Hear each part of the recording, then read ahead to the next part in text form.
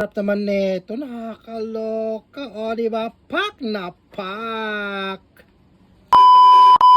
Another day, another vlog. Hello Philippines and hello world.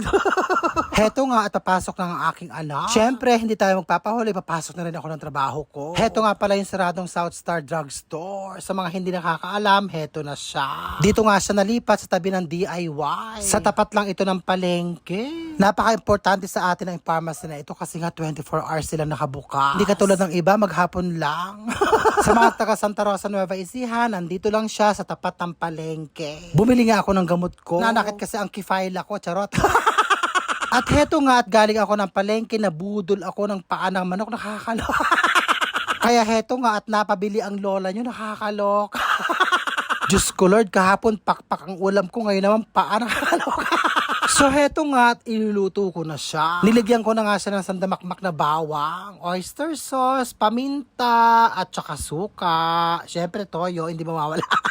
Muntik ko pa makalimutan, nakakaloka. Pagkatapos, pakukuluan ko siya ng bonggang-bongga hanggang lumambot ang bonggang-bongga. Lalagyan ko ng ilang pirasong sili, napakamura ng sili ngayon, nakakaloka. Kain tayo. Diyos ko po, hinapo na kami ni Maron. Anong oras na, Diyos ko Lord? Anday ko kasing maraming pasyente, alam niyo na.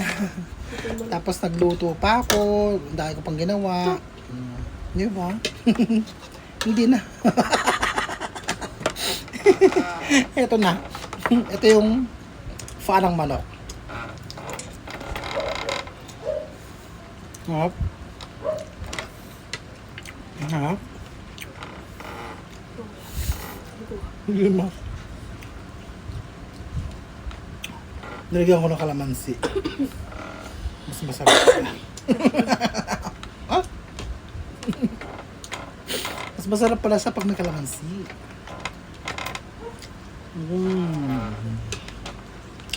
Lumot. Ayan na.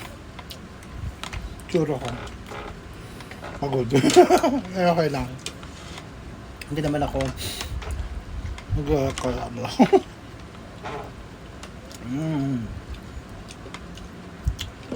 Harap?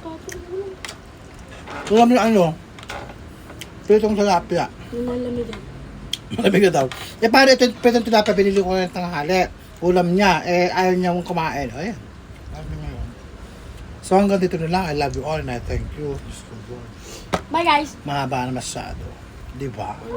Okay na to. Kakaloka. Bye. Bye-bye. Thank you for watching. I love you all and I thank you.